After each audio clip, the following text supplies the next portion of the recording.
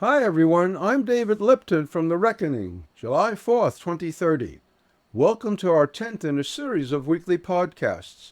This episode is called Are We All Brand Voters? Are you a brand voter? Are voters passive pieces on a chessboard to be manipulated or individuals with free will? Or are we all caught up in a never-ending maze and swirl of facts and impressions, generalizations, and judgments destined to be poked and prodded by today's political operatives? If we tend to vote the same way, what kind of voter are we? Nancy Pelosi, a former Democratic leader of the House of Representatives, once put it while picking up a glass of water. Certain districts are solidly Democratic.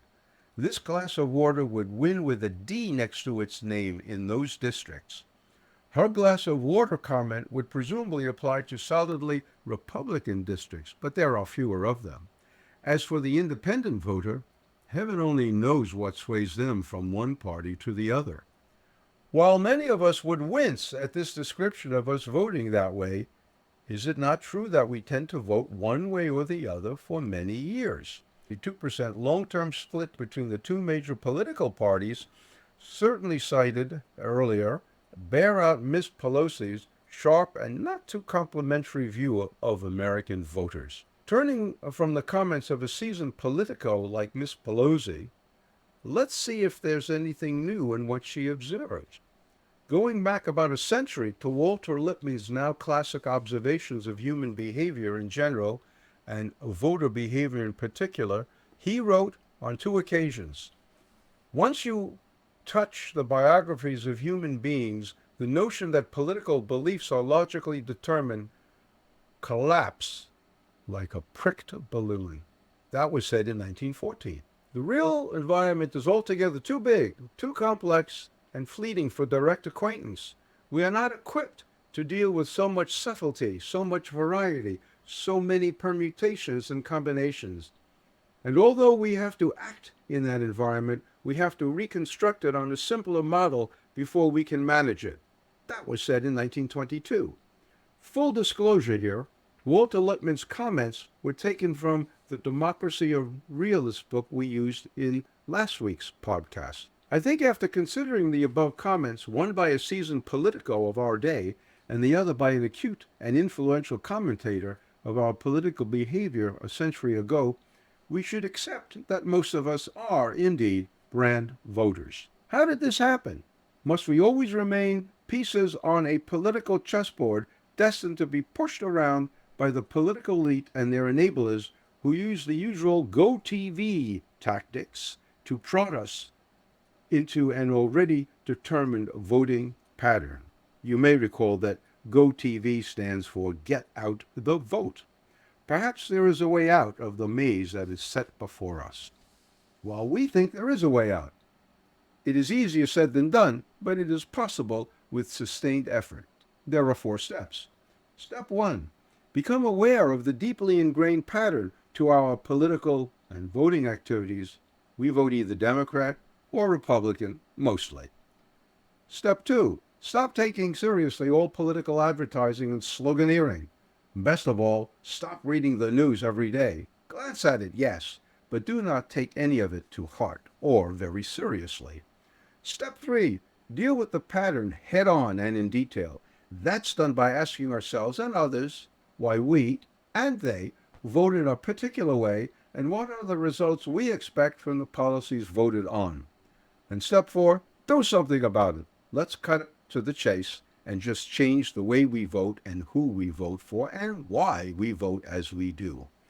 While it would be presumptuous of me to give detailed psychological advice on how to do a deep dive into our innermost thoughts and emotions, I recommend a short essay to read, a cheerful book on how to deal with the daily bombardment of news, fake news, unsubstantiated accusations, nonsense arguments, and the like.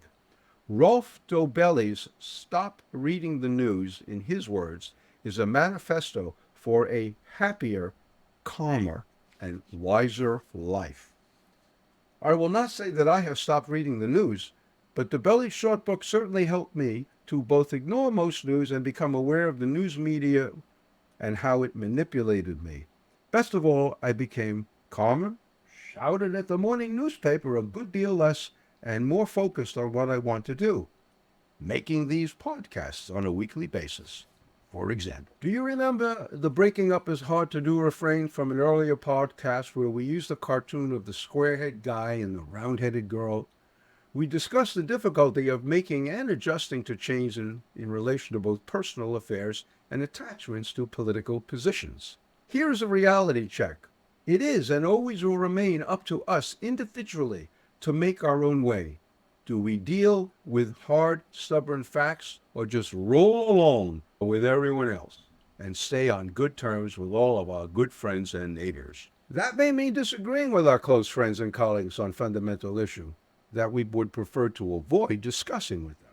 As always, tact in dealing with others regarding deeply held core values and beliefs is difficult. Yet it is possible to disagree without becoming disagreeable. Nowadays, we seem to forget that such a thing is possible, but I think it is.